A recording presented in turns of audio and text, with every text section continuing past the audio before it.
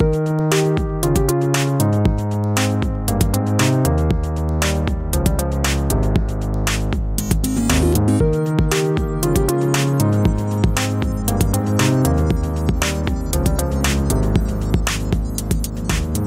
everyone, and welcome to another GameXplain discussion. I'm your host, Derek Bittner, and I'm joined today by Andre Seegers to discuss his recent playtime with Nintendo's preview night at the San Diego Comic-Con. So let's get started. Alright Andre, so you got yourself a nice little trip to San Diego, and even kind of the Comic-Con? I'm not sure how preview night works, so I guess just right off the bat, what's preview night? So preview night is basically, to my understanding, an event where different companies post different events, and you can see basically some of the content early on, before the doors open to the public. So I was able to see, I was able to go hands-on with everything Nintendo was showing on the show floor at Comic-Con, as well as one additional game being Metroid's Samus Returns, which unfortunately isn't playable for everyone. And I gotta do this, in the lounge they had at the Marriott Hotel right next to the convention center. And luckily, there was like almost no one there. And I say luckily, not to brag, but just because I really hate crowds. And I was able to play all these games in about a 3-hour span. And by the way, I want to mention, I figured I'd be in and out in no time. Okay, there's not too many games to go over. When I looked at my watch, it was like 8:40. I got there at 6. It was 8:45, and the event closed at 9. I'm like, what the hell? How is 3 hours almost gone by already? So needless to say, I had a blast at this event, actually. I loved, I've talked before about how I hate playing games at conventions or events like this, just because I don't like, the noise, the crowds, the waiting in lines. Here, it was perfect. I had a great time. Well, I'm looking at their lineup, and you had a hell of a lineup that you got to experience, so yeah, of course you had a good time. So let's just go ahead and break it down and go one by one, and start off with the big one, Super Mario Odyssey. Yeah, so I gotta play through it. So I should mention most of these demos were basically the same thing as E3, and that's the case for Mario Odyssey as well. So it was New Donk City again, and the desert level, I forget, Desert Kingdom or whatever they call it. They call it the Sand Kingdom, but I think its official name is Toast Arena. Yeah, that's right. Yeah, you would think I would know this having done the analysis, but whatever. Well, I haven't posted it yet. So. Well, yeah, that one's not getting done now, straight up. So. Oh. But yeah, so Mario Odyssey, how much more can we say about it? But the game is great. It's fun now that I have a better idea of how it works from E3. I was able to go in there and just, explore other things beyond what I'd already seen. This time I actually did the jump rope game in New Donk City, for instance, and I got to 70, a record of 70, I think. So I got the moon for it. I kept on going. I was trying to reach 100, but I got tripped up at one point, literally by that jump rope. When I was talking to the Treehouse people when I went to the New York event, and they said some of their people had I think they said 150, 200. Oh, I believe it, yeah. They're getting ridiculous. This time I actually tried to gather the musicians, which I hadn't really tried before. I still only found 3 of them, but got sidetracked by a bunch of other stuff. But, I was just, I was experimenting more with the moveset, with Mario's hat, capturing things. Capturing the, one of those, not road cones, but the pylons. And, fling myself around. I just had a lot of fun. Again, there's not too much to say that you don't already know at this point. But the game really is just a lot of fun. And I applied for the desert level as well, which I also took more time to explore. So I actually went behind the ruins this time, which I didn't really have an opportunity to do before. I found a frozen taxi back there. I found there was a guy herding sheep that I needed to go rescue. I failed at that, by the way, but I kept flinging the sheep off the ledge and just murdering these sheep. So I'm like, sorry, man, you meant murder, not capture these sheep, right? I just destroyed them. So it was just, it's just fun. This is what I like about Andre, this game. you're so bad. Oh, yeah, I like that. But that's what I like about this game. It harkens back again to the era of Mario 64, where it was really, a large part of it was about exploration, and I like that. It doesn't tell you straight up what you need to do. It gives you hints, of course. But you can go out the beaten path and check out what else there is to do and just find things for yourself. And that's what I really like about that game. Is there's so much to see and do in these worlds, and it's just fun to go about doing these. It's fun to go around. It's fun to climb the buildings. It's fun to roll through the desert. It's fun to ride that, the lion thing around, the Jaxi. It's just a lot of fun. So yeah, Mario is looking great, it plays great, and I should also mention too, the following day I had a one-on-one preview event with Nintendo as well, where I got to see an additional kingdom being the Wooded Kingdom, and I unfortunately wasn't able to play it myself, and they've shown it previously off on the Treehouse as well, and we already posted our own video of it too, so you've already basically seen what I saw as well. But again, seeing that game in person through non-compressed YouTube video, it looks great. Like, that's a great looking kingdom. I really can't wait to play it myself. I wish I'd been able to, but yeah, everything about Mario Odyssey is looking fantastic. Mm-hmm. I actually have to wonder myself because I put that video together, so I watched the entire thing, and I'm trying to question, like, would I know to jump off the side? Would I actually do that? I'm like, I don't think I would unless I did it by complete accident. So there's some really interesting secrets in this game. Yeah, I think there might be some coins floating out there at some point to kind of lure you to jump in, but I might be mistaken. But yeah, or it could just be that the game assumes you're going to fall off at some point, and then you'll end up on one of those sub areas. If there are even more than that one that we've seen, which has a T-Rex down there. Which, by the way, so we had a treehouse person guiding us through, or walking us through the whole thing, of course. And she's like, "Hey, if you see anything interesting, feel free to let me know, and I'll let you know, and we can go explore it." So I was like, asking things constantly. "Hey, can you go check that out? Can you go check that out?" No, we can't do that yet. Can't show that off. I'm like, "Can we wake up the T-Rex or try to do anything with them?" She's like, "Nope, can't do that." So everything that you really wanted to do, you couldn't do, because it was killing me. Like when I was watching the footage, and I cut it down just because we only had 10 minutes that we can show. But I'm seeing that T-Rex, and I'm like, "Wake it up. Wake it up. Right? Wake it up. Do something with it. Take over this T-Rex." Yep. And it just never happened. I'm like, well, that sucks. Yeah. So, yeah. So, again, I got a good overview of what they showed off at E3, but this time with direct feed and direct audio. Actually, that's a big thing, I think. I don't know if we've had that before, where you can actually hear the audio directly without having people talk over it. So that was great, because that is just a great sounding kingdom. How the sounds actually change as you go through the kingdom. Like, you'll hear different environmental sounds and different creatures in the background. Like when you're underground, for instance, you'll hear a whole bunch of different sounds than you will above ground. So yeah, I really cannot wait to play that game. And I love the fact it's only 3 months away now at this point. I need it. I need it there. it's crazy close. That's the incredible thing. Yep. It's nuts. But there's plenty of other Mario for you to play, including the Mario and Rabbids demo. I'm assuming the same one from E3, like you had said. Yep. And this was the first time you actually got the chance to try it, right? Or did you play it before? Yeah, so that's part of the reason why I had a good time at this event too, because at E3 I missed out on a lot of these games, just doing other coverage. So yeah, this was my first time actually playing the game, and I had a really good time. I'm not a huge strategy person. Like, I never really got into Fire Emblem, or Codename Steam. I didn't get too into either. I enjoyed it when I played it, but I didn't get absorbed by it. I could see the possibility though with Mario and Rabbids Kingdom Battle, because it's simple enough, but it seems like there might be enough depth that it's not stupid simple. Like, there's enough there that it's making you think as you go through these battles, which may not be evident in the gameplay video I'll post, because I'm kind of an idiot at this.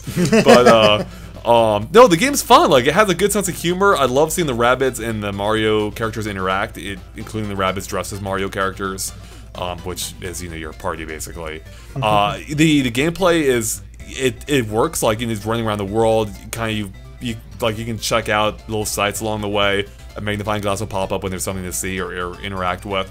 I would say actually the exploration element seems maybe a little bit on the simplistic side, and maybe there's more to it later on, but in the area I play is very simple. Like, you really couldn't miss most of the obvious things there. It felt like with watching that demo, it really feels like they just wanted you to focus on as much as the battle as possible and not waste time with exploration. Exactly, yeah. It does get a little bit more in-depth later on, like when you find the red coins and you have to collect 8 of them within a certain amount of time.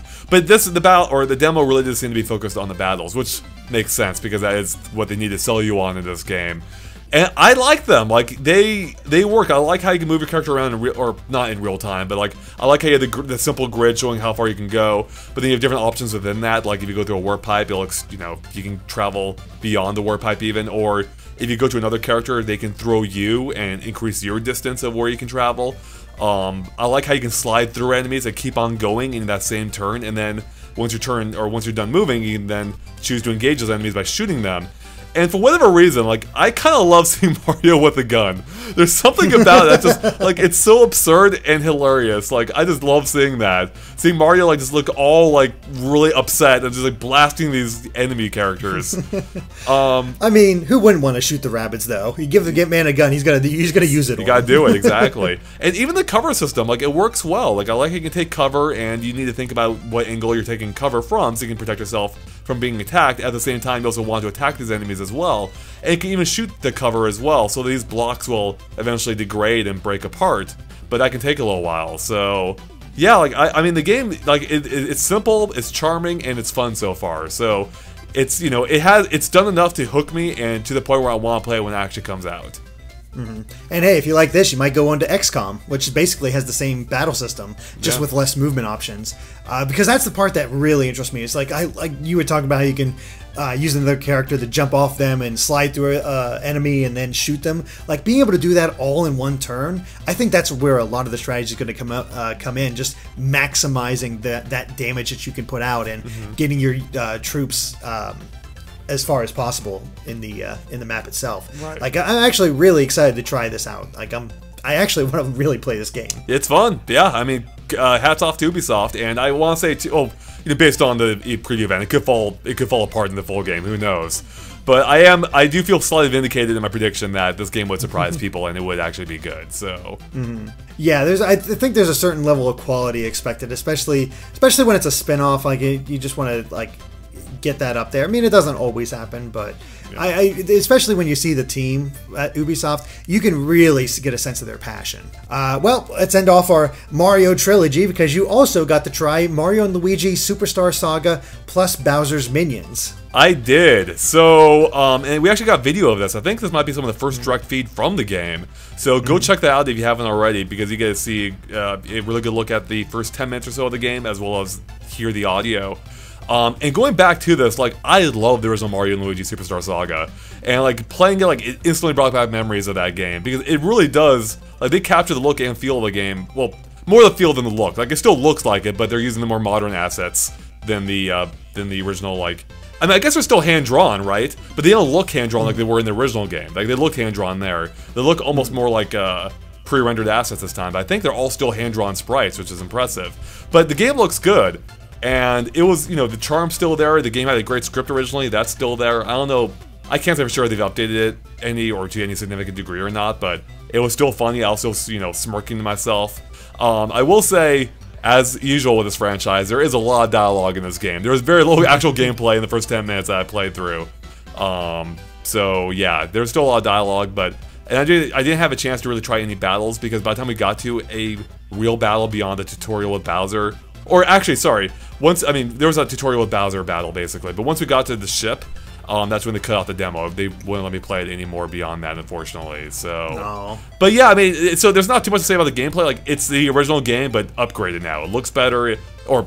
I want to say it looks better, I want to say it sounds better. These aren't things I can say conclusively until I, you know, actually go back and play the original game again, but I like how that game looked too. But really, from what I've seen, this seems like a really great upgrade across the board. And it sounds like I may be the one reviewing this. We don't know for sure yet. But if it is, like, I look forward to that, so... Yeah, this might be the year of Mario for you, just because of the way what's coming out. Just because you're likely going to get Mario and Rabbids, you're likely going to get Mario and Luigi, and you're definitely going to get Mario Odyssey. So. I might be reviewing more RPGs this year than you are. I don't know. I still got Pokemon and Xenoblade potentially, so we might be pretty even. Like a lot more RPGs than you're used to. That's for sure. That's true. I have to imagine though that the game sounds better than the original, just because the Game Boy Advance sound chip wasn't the greatest, although it still had great music in Superstar Saga. Yeah, it's definitely an upgraded. Looking at the footage, it's definitely an upgraded version of the same engine from Dream Team and Paper Jam, but it still looks really good to me. Like those models are just as expressive as before, and that was always my big worry. Especially when we started getting into the 3DS stuff, is like, can they keep that just expressive art style that they had for Mario and Luigi? And they succeeded in pulling it off with the previous two games, and it's still the case here with Superstar Saga and Bowser's Minions. And I'm really excited to play this, because I agree with you. Like, Superstar Saga was my favorite in the series up until Bowser's Inside Story, and it's still really close between the two. Did you actually get a chance to try out the Bowser's Minions section? Yes, and so I mean I did. I played for like 20 minutes, but it feels like I didn't. Because there is so little, seemingly there's, at least in the portion I played, there was so little gameplay there. Like, the whole thing was this drawn out kind of, well, I guess I was playing the full game, so I was playing it from the very get-go. Unfortunately, like, it's just a really drawn out tutorial to start off with. So basically, the way it works, to my understanding at least, is you basically set up these squads ahead of time. You choose which characters you want in your squad, and then you go into the battle itself against different squads of enemies. And then once you go into battle, it's basically all up to your crew. You have almost no direct control over them at all. They go into battle, they battle for you. The only direct control I think you have is whenever they do a special attack, like a Goomba jumps at an enemy, you can tap A to increase the damage inflicted. I think there's a few different things like that, like a hammer brother will throw a hammer, for instance, so each enemy has a special attack like that. And I think there might be a similar one on the defensive side as well, I might be mistaken on that. But really, the thing is mostly hands-off. It's more about preparing you going into battle, making sure you have the proper enemies, or the proper enemies on your side, and the proper crew. And they do level up as you go through. There is a lot of dialogue here, a lot of dialogue. It is a Mario and Luigi game, yes. And it's, it's just as charming in most of the games, but I was getting to the point where I'm like, dude, you need to shut up. I just want to see how this game actually works. So, yeah. It's not great for a preview setting where you want to play the game and see what it's like. It's not. Yeah, the dialogue's great, but that's more for when you're at home. It is. I can definitely see that. And I watched some of the Treehouse section when they showed off Bowser's minions, and it really does seem chaotic. I wasn't fully grasping everything, so yeah, we'll see what that mode's like. I need to spend more time with it, but I have to say at this point I'm not really sold on it. When I first heard Bowser's minions, I'm like, oh, that has a potential to, this is based on nothing but the title, but I could see them doing a fun action-based minigame or something, or turning that into its own little thing. But here, it's way more hands-off than I expected, so I don't know if it's quite my cup of tea, but again, I need to play more with it. I barely touched on this thing, so based on, how long it seems it might be. Yeah.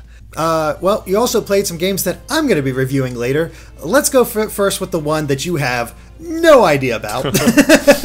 Fire Emblem Warriors. What'd you think? It was fun in that dumb, this is satisfying, very primal part of my brain type thing, in which I'm just basically button mashing and just destroying all, hordes of foes. I should not be talking about this game, because I'll be honest, this type of gameplay doesn't really appeal to me. I had fun in that very primal sense, but, this is not a game I'm ever gonna play again, so, if you like Warriors, it seems like you'll probably love Fire Emblem Warriors. I did how I was able to switch characters, and they all have their own different movesets and whatnot, but Derek, you could probably speak more about this game than I can, because this does nothing for me, so. How much, out of curiosity, how much did you play of Hyrule Warriors, and did you enjoy that? It's a similar amount, and I enjoyed it to the same degree, in which I'm like, oh, this is, okay. I like, destroying a lot of enemies, but there's nothing else here that's compelling to me, so. Yeah. I'm not shocked. Yeah, Fire Emblem Warriors is going to do literally nothing for you. But I'm still glad you played it, because you did get our first hands-on, you basically went hands-on with characters that were revealed but we hadn't played as yet, because you asked me, is this demo any different from E3? And I looked at the footage, it's yes, because you can actually play as Lucina, Robin, and Lissa. And this might be a futile question to ask you, but I have no idea. What was your favorite character to play as? Yeah, I knew you were going to ask that. Actually, I take that back. Whoever had, I'm really showing my deep Fire Emblem knowledge here. Whoever had the giant axe, she was actually pretty Lissa. Great. Yeah, Lissa. I liked her, especially because I actually did quite like this, where I was fighting whoever was on horseback, and he literally got stuck on my axe, and I was just swinging him around with it. I'm like, this is kind of amazing, actually. So that is so good. I love it. Yeah. You should know these characters, Andre. You're the one that reviewed Fire Emblem Awakening. Yeah, all those years ago. That retained almost nothing of. Yeah. Exactly. But no, it's cool. It's great to see those characters, and I do like how, despite the fact that we've had a lot of sword users so far, at least we're getting something a little different, especially with Lissa and her axe. How they do feel different when you're actually playing them, because I'm sure. I'm hoping that even if, through limited knowledge, you still had a different sense of how each character played as you switched between them. Yeah, I definitely did. Yeah, no, I definitely did to some degree, but at this early stage, this all felt kind of a little bit button mashy, so it didn't the differences didn't stand out that much, because there was no material impact in terms of how I was doing in the game. Yeah, that can definitely be the case. Like, until you get to the harder stuff where you have to really use all your tactics and all the things that are available to you, it can definitely feel a lot more button mashy. But I'm still interested in the game. I'm curious what they do with it. They're saying there's going to be a lot of characters involved, and I'm like, the character lineup is definitely going to be the big thing here so far. It's big for a lot of people, and so far it's kind of good, but also there's just the fact that they're pulling from only 3 games out of 14 is definitely rubbing people the wrong way. Yeah, I can definitely see that. I mean, we've seen from Fire Emblem Fates, there's like a huge cast they could pull from here, and but even still, like, it seemed. I mean, I did appreciate the variety that was already there among the characters that I played. So, yeah, awesome. So let's go ahead and finish this off with the big one, the one that you got to play exclusively. And I'm going to assume it's the same bit of gameplay that I tried out as well, with Metroid Samus Returns. And it's actually kind of good that you've gone through a bit of a Metroid renaissance, because you played through Zero Mission and Super Metroid, and a little bit of Fusion. But after playing those and going into Samus Returns, this new one, how does it feel? This game is awesome. Straight up, I think this has potential to perhaps be the best 2D Metroid. And again, it's way too early to say that, like, definitively. But this game, like, they've taken Metroid and made it modern. Like, it feels good, it looks good. The counter move is genius. Like, I love that move. They also introduced, like, this risk versus reward type thing where it's a really powerful move, but you have to be really close to do it. So if you screw up the timing, which is easy to do, you're going to take damage. So I love that aspect of it, and it was fun. Like, the entire first boss fight revolves around that mechanic, where, I mean, I don't think you have to do it. I actually mostly destroyed the boss before I started doing it, but it's much easier if you counter first, leaving him vulnerable. Yeah, and you know, this game straight up looks way better in person than it does in the videos. I feel like this is kind of like a common theme for 3DS games. Yeah, but this one especially, it looks good in person. Because I thought it looked good on Treehouse. It looks great on the 3DS, and the 3D effect. I've kind of like fallen off the bandwagon off the 3D in the last few years. I really like it in this game. It looks really good. It's excellent. It lends a level of depth. I mean, it just makes it feel. You know, I mean, it's kind of like going back to, like, when the 3DS first came out. Like, it's more immersive. It lends depth to it, that's literally what it is. It does make it feel like you're actually in these caverns underground, and I very much like that. So, yeah, I mean, also, I mean, getting back to it feeling modern, being able to free aim, like, in full 360 degrees is great. That reminded me of Shadow Complex a little bit. Like, I love being able to free aim. It's like, I straight up told the rep, I'm like, it's going to be hard to go back to the other Metroids now and not being able to free aim like this. The game just feels good. It feels like a modern 2D Metroid, which is exactly what it needed to be, which is kind of ironic, because it's based on one of the oldest and also one of the worst Metroids, you know, or one of the least played, maybe, or appreciated, I should say. Yeah, that's probably a better way. I mean, it's very different from the others, but also because of how archaic it is. Like, this is the Zero Mission upgrade that it needed. Yeah, exactly. And that's really where it comes in, because a lot of people love Zero Mission and all the changes it brought, and hopefully it does the same here, because you're right about that, the risk versus reward mechanic of that counter. Because when I fought the first boss, which is that first Metroid, I kept screwing it up, and I had like 5 health left, so I had to go into a dodge mode where, like, just dodge everything and shoot the things it drops in order to get some more health, and then try again. And once I started getting the hang of it, I got a lot better. But it can be a little tricky if you're not ready, and you will take a lot of damage. Yeah, exactly. And I can't wait to see how else that mechanic explored later on. Like, it's just fun to do. It feels satisfying when you just nail that guy. It's like, yeah, take that. Yeah, I mean, exactly. It actually makes Samus feel powerful, like a little bit more powerful than she normally has, because she hasn't really been about that melee combat before. She's been more of a distance fighter. So, the last time we saw that, well, it was Other M, where they had those takedown moves. Right, that's true. So they are taking a little bit of inspiration from that game, which is fine, because the gameplay of Other M was mostly fine. Yeah, other than the fact that you had to use the D-pad. Other M had some really smart things about it, just lost in a sea of mediocrity. So yeah, and some really terrible parts too, I should mention. Yeah, like those exactly. Detective sequences, Jesus. What'd you think of the new the ether abilities? I want to say, I think that is what they're called, or basically that map functionality that you got right through. I'm not sure what to think about it yet. It was too early to say. So, in case you don't know, the way that works is, shortly into the game, you unlock the ether abilities or whatever they may be. And in this case, we had one to start with, and it allows you to basically do like you hold down A, it uses some of your ether, I guess, and it exposes the map around you, like in a short area around you, so you can kind of see what's coming up. So that's actually really useful. Like, that's good to know. Like, give you a better idea how you want to plan, what's going on. At the same time, like, I didn't see anything beyond that, so it seems like a useful, good feature. But I don't know if it might, come at the expense of exploring in the game, maybe, or how that balances with other abilities to get later on. Like, I don't know. It's too early to say. I liked it. It has potential. Yeah.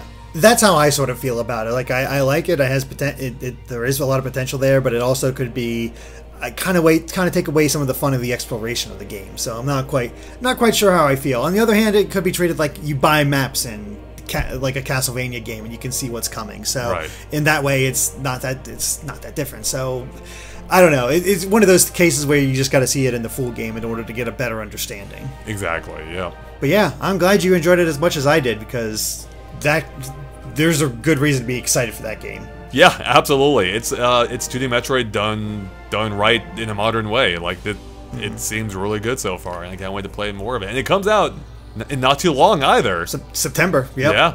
Very soon. I will say, one question I have for you before we start wrapping things up. Were you kind of like me when you first started playing and you saw, you were seeing the graphics, seeing everything, you're like, oh, I hope she doesn't feel sluggish. Because you get that, you see that in 3D, and you're like, I wonder if it'll actually feel a little slow. And no, she felt as agile as the original games, if not more so. I would mostly agree with that. I will be straight up, I was kind of like looking for a run button at points. I'm like, come on, pick up the pace a little bit. But no, she feels pretty agile, and yeah, I wouldn't say sluggish, just I kind of wanted just a little bit more speed at points. But hey, maybe, well, like, is there a speed power up in the game or something later on? There might be. I know there's a speed, but sort of like. Well, was there in the remake you played? Or in the fan-made one? Yeah, the fan-made one. I think there might be. I can't remember off the top of my head exactly, but I think there might be. Okay. Some of the powers sort of blend together after a while with Metroid. Yeah. But yeah, I mean, also just a presentation in general. Like, I like the vignette that opens the game, basically, where you have like these 2D artwork, but it still has a 3D depth to it. And yeah, just the presentation in general is great, and the 3D is really good. Play with the 3D on if you can. It's super good. Oh yeah. Like, I rarely play with 3D anymore. When I play this game, I'm going to be playing with the 3D one. It is. Ash will be able to gloat about that. Yeah, he will. It is kind of funny how this is coming out like one of the best arguments for the 3D is coming out like right after the 2DS comes out, or the new 2DS XL comes out. Yeah, go figure. Yeah, but then again, everything else is 2D, including Mario and Luigi. No 3D at all in that. So yeah, it's weird, but all right. Yeah. But before we end this off, favorite game that you got to play? That's tough. Because I'm curious if Metroid can beat out Mario. Oh man. No, I mean, it's close. Mario still takes it, even though I had played it before, and even though I had seen most of what I played already. Mario's still my most hyped game of this year right now. So yeah, so no, Mario still takes it. Metroid's close. That game really surprised me, and I will probably, if I had to choose a third, and I should mention also Pokken Tournament DX is there as well. Not too much to say about that. I mean, it's still Pokken, so it looked good. But of all the games I played, yeah, Mario Odyssey is number 1, Metroid number 2, followed by Mario and Rabbids Kingdom Battle number 3. Wow. And then Mario and Luigi would probably be number 4.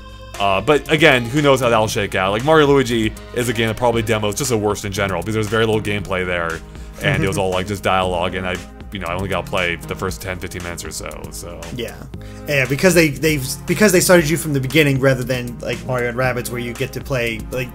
They just designate an area like, hey, run around and kill things. It's harder to be as impressed. Exactly, yeah. All right, well, I think that covers it for our preview night discussion, so thank you for watching. And of course, be sure to subscribe to GameXplain for more on the Switch and other things gaming too. Until next time, bye.